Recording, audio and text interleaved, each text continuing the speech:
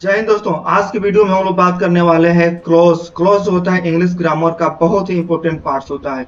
इसके बारे में आज हम सीखने जा रहे हैं। क्लॉज का मतलब होता है a group of words that has its own subject and verb, यानी कि एक ऐसा सेंटेंस होता है जिसमें सब्जेक्ट और वर्ब दोनों होता है। पिछले वीडियो में मैंने इसको डिटेल से डिस्कस किया था और इसको बताया था, एक एक चीज को हमने बताया था। बट आज मैंने उससे कुछ और एग्जांपल्स को ऐड करके बताएंगे, जिससे कि आपका इंग्लिश इन्फ्लुएंसी बेस्ट तरीके की हो पाएगी और प्रोफेशनल लेवल का इंग्लिश स्पोक कर पाओगे। तो आइए आप चलते हैं डायरेक्ट और उनको यूज करके कैसे आप अच्छी तरह से एक्सप्लेन कर सकते हैं। थोड़ा सा मैं इसको आपको एक बार रिवाइज करा दूं कि बैकग्राउंड पे आकर के, जिसमें कि आइए देख लेते हैं क्लॉज क्या होता है। तो क्लॉज क्या है? Clause a group of word जिसमें सब्जेक्ट और वर्ब दोनों होते हैं। क्लोज के मुख्य प्रकार कितने हैं? तो क्लोज दो प्रकार के होता है। एक होता है इंडिपेंडेंट क्लोज जिसको मेन क्लोज कहा जाता है। यह ऐसा क्लोज होता है जो अकेले कंप्लीट सेंटेंस बन सकता है। वो मेन होता है, मेन क्लोज होता है। क्या होता है? कंप्लीट सेंटेंस जो बना करके दे देता है, ये आपका मेन क्लॉज होता है। और यहाँ पर डिपेंडेंट क्लॉज जो होता है, जिसको दूसरा नाम सब ऑर्डिनेट क्लॉज कहा जाता है। ऐसा क्लॉज जो अकेले पूरा अर्थ नहीं देता है, उसे दूसरे क्लॉज की जरूरत पड़ती है। जैसे कि यहाँ पर आप देख लें, we help a man who was poor. यहाँ पर वी आपका सब्जेक्ट है और हेल्प आपका वर्ब है और अ मैन आपका इसमें आ गया। वो आप यहाँ से यहाँ तक का आपका एक अलग सब्जेक्ट सेंटेंस बन गया, ये अलग हो गया।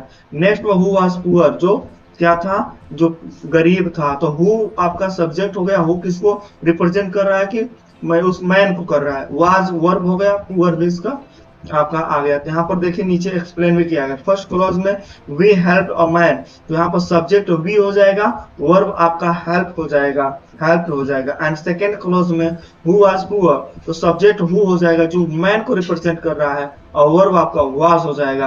तो इसमें दो क्लॉज हैं। अब जिस भी सेंटेंस में आपका सब्जेक्ट और वर्ब दोनों मिल जाए वो क्लॉज हो जाता है। पिछले वीडियो में मैंने इसको डिटेल से समझा था।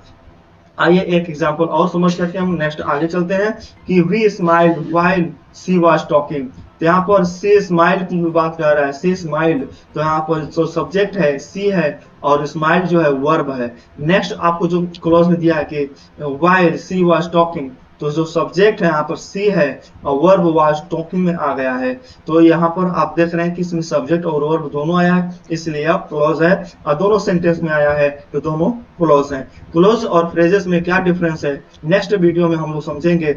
आज इस पर जितने एग्जाम्पल और जिसको ऐड करके आप नेक्स्ट एग्जाम्पल बना सकते हैं, इंग्लिश स्पोकन आप कैसे बूस्ट कर सकते हैं, उसके लिए जो चीजें डेली रूटीन में यूज की जाती हैं उनको सेंटेंस में देखते हैं। यहाँ पर आपको मिल रहा है दैट क्लॉज का यूज करके।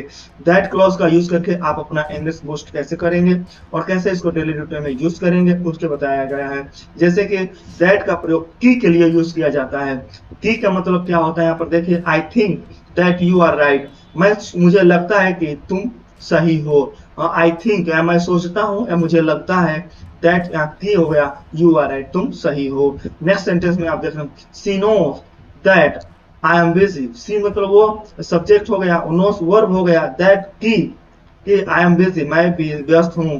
कि उसे पता है कि मैं व्यस्त हूँ। सी नोज, और जो ही होता तो मेल के लिए हो जाता है, सी है तो फीमेल के लिए किया गया है। तो she knows that I am busy, उसे पता है कि मैं व्यस्त हूँ। ऐसे आप अपना स्पोकन को क्लियर करें। और नेक्स्ट सेंटेंस में दिया गया, he said that he will come. He said उसने कहा, दैट की ही विल कम वो आएगा। नेक्स्ट सेंटेंस में यहाँ पर बनाया गया है कि we believe that God is great. मुझे विश्वास है या हम मानते हैं कि दैट मीन्स की गॉड इज ग्रेट, भगवान महान है। नेक्स्ट सेंटेंस बनाया गया है, दे टोल्ड मी, उन्होंने मुझसे कहा, टोल्ड मी उन्होंने कहा, दैट की द शॉप इज क्लोज, दुकान बंद है। नेक्स्ट सेंटेंस में यहाँ पर बनाया गया है विच को लेकर के। विच क्लॉज में जो यूज किया जा रहा है, तो विच का मतलब होता है जो या जिसे, जो या जिसे। जैसे कि सेंटेंस में अगर जो स्पोकन में आपको अपना इंप्रूव करना है तो इसमें ऐसे बोलेंगे, जहां दो सेंटेंस को छोटे छोटे को ऐड करके आप बड़ा बनाना हो, बड़े में बोलना हो, और जो है जिसे ऐड करना हो वहां पर आप विच का प्रयोग करके उसको कनेक्ट करके बोलें। जैसे कि आप एग्जांपल समझे, this is the pen which I lost, यह वही पेन है जिसे मैंने खो दिया या जो मैंने खो दिया था। आप ऐसे सेंटेंस बना रहे हैं। नेक्स्ट सेंटेंस बनाए, I bought a car which is new, उसने एक आई बॉट होता तो मैंने एक कार खरीदा विच इज न्यू जो नई है, बट यहाँ ही लिखा गया he bought a car which is new, तो उसने एक कार खरीदी जो नई है। नेक्स्ट सेंटेंस है, I have a phone which work fast, मेरे पास एक फोन है विच मतलब जो वर्क फास्ट तेज चलता है, यहाँ तेज काम करता है, इसका मतलब बताया गया है।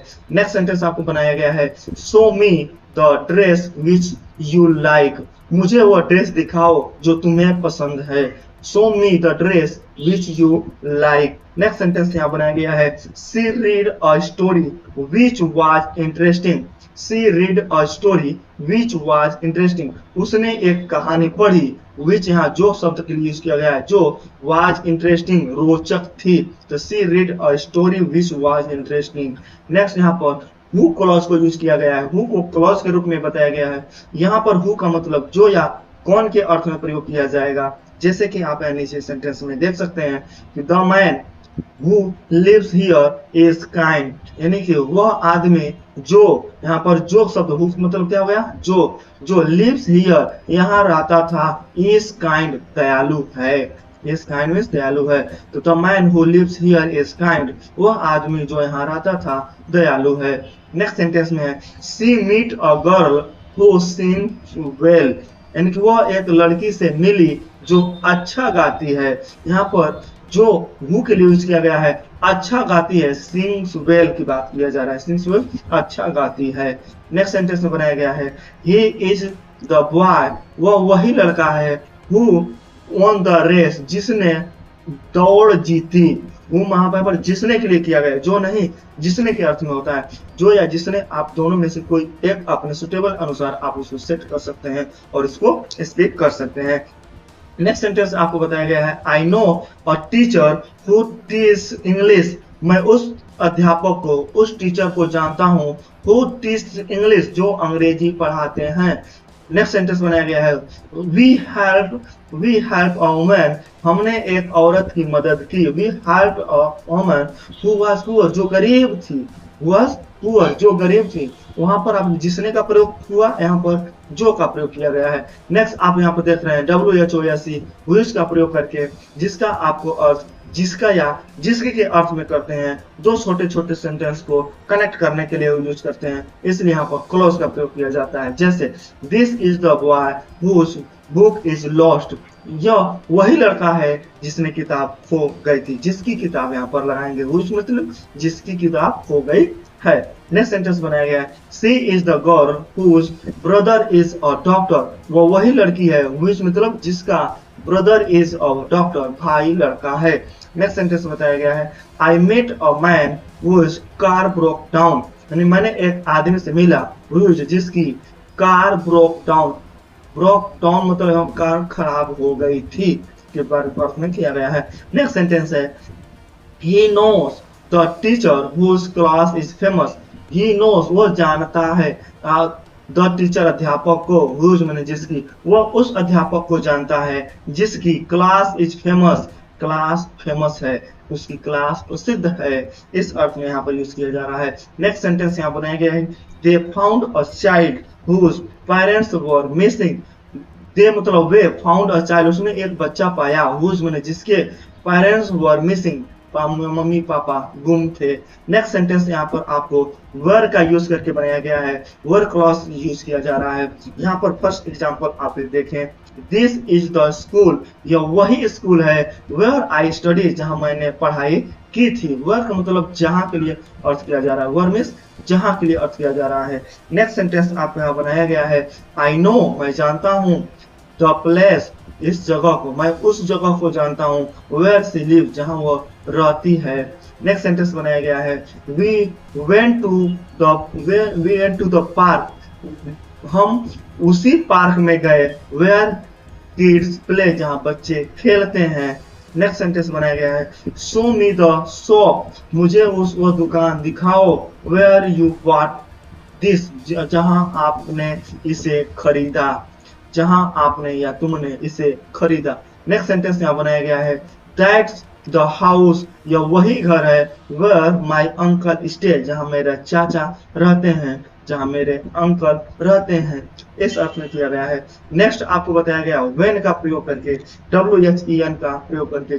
जब इसका क्लॉज में यूज होता है तो जब और कब के अर्थ में प्रयोग किया जाता है।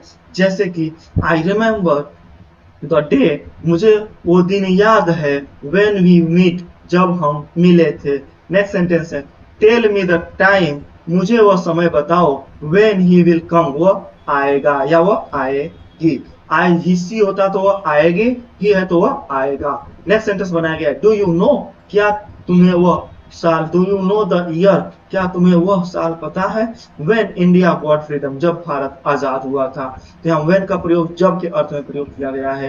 नेक्स्ट सेंटेंस बनाया गया है इट वाज द नाइट, यह वही रात थी, इट वाज द नाइट, यह वही रात थी, व्हेन इट रैन हैवीली, जब तेज बारिश हुई थी। नेक्स्ट सेंटेंस में आपको बताया गया है कि आई फॉरगॉट द मोमेंट, मैंने उस पल को भूल गया, व्हेन जब सी कॉल्ड मी, जब उसने मुझे फोन किया। नेक्स्ट यहाँ पर क्लॉज यूज किया जा रहा है इफ का क्लॉज जो होता है यूज किया गया है अगर या यदि के अर्थ में प्रयोग किया गया है। जैसे कि आई विल कॉल यू, मैं तुम्हें फोन करूंगा, इफ यदि या अगर आई एम फ्री, अगर मैं फ्री हुआ या होऊंगा। नेक्स्ट सेंटेंस क्या गया ही विल पास, वह पास होगा, इफ यदि ही वर्क हार्ड, वो अगर जो कठिन मेहनत या कठिन परिश्रम करेगा या हार्ड वर्क करेगा। यह आपको मैक्सिमम बुक्स में बहुत सारे एग्जाम्पल क्लॉज के अर्थ में बताया गया है। बच्चे काफी लेकर के इसको स्टूडेंट कंफ्यूज होते हैं। मैं इसको 2 वीडियो में कवर किया हूँ। नेक्स्ट वीडियो में फ्रेजेस के बारे में बताऊंगा और दोनों में क्या डिफरेंस है इसको कवर करेंगे। आइए इसको लास्ट आपका चल रहा है, इसको कवर करके चलते हैं। You will miss the bus, आपकी बस छूट जाएगी, इफ यू कम लेट, अगर जो आप देर से आओगे या देर से आए। यहाँ पर कैम का प्रयोग, लेट का प्रयोग किया जा रहा है तो यहाँ पर आए नेक्स्ट हो जाएगा। नेक्स्ट है कि आई वॉन्ट गो, यहाँ पर वन जितना होता है, नॉट मतलब नहीं, गो तो यहाँ पर जाने की बात होगी। I want go if the rain, मैं नहीं जाऊंगा अगर बारिश हुई। नेक्स्ट यहाँ पर सी विल क्राई, वह रोएगी, if she loses her boy, अगर उसका खिलौना खो गया। यहाँ पर टॉय शब्द है, हर टॉय, यहाँ पर उसका खिलौना खो गया। और यहाँ पर वन जो है कि नहीं मिस्टेक हुआ है, यहाँ पर गोन होना चाहिए, गोन, तो गलत है यहाँ पर 2 सेंटेंस। आइए नेक्स्ट बात है बिकॉज का यूज करके हम क्लॉज को समझ लेते हैं, क्योंकि किस लिए अर्थ होता है। जैसे कि आई एम हैप्पी, मैं खुश हूँ, बिकॉज क्योंकि आई गॉट अ जॉब, मुझे जॉब मिल गई, मुझे एक नौकरी मिली। नेक्स्ट सेंटेंस सी स्टेड होम, वह घर पर रही, बिकॉज क्योंकि इट वाज रेनिंग, बारिश हो रही थी। नेक्स्ट सेंटेंस है ही इज सैड, वह उदास है, क्यों, बिकॉज क्यों ही फेल्ड, वह फेल हो गया। नेक्स्ट सेंटेंस है आई एम टायर्ड, मैं थका हूं, बिकॉज क्योंकि आई वर्कड ऑल डे, मैंने पूरा दिन काम किया। नेक्स्ट सेंटेंस है दे शाउटेड, वो चिल्लाए, बिकॉज क्योंकि दे वर एंग्री, वो गुस्से में थे। तो दोस्तों मैंने यहाँ पर 8 टाइप्स के आपको क्लॉज को अलग अलग यूज में कवर कर लिया हूँ। अब इस पे आप यूज करके अपना इंग्लिश को बूस्ट करें, रेगुलर यूज करें। और टुमारो हम लोग जो वर्क डिस्कस करेंगे वो फ्रेजेस के पर वर्क करेंगे और उस पर डिफरेंस क्या है दोनों को समझेंगे। ये वीडियो आपके लिए हेल्पफुल लगा हो, अच्छी लगी हो तो इसको लाइक करें, शेयर करें। चैनल पर पहली बार आए तो मेरे चैनल को सब्सक्राइब करें। आपका एक सब्सक्राइब मेरे लिए बहुत ही मोटिवेशन पे काम करता है। बहुत बहुत धन्यवाद।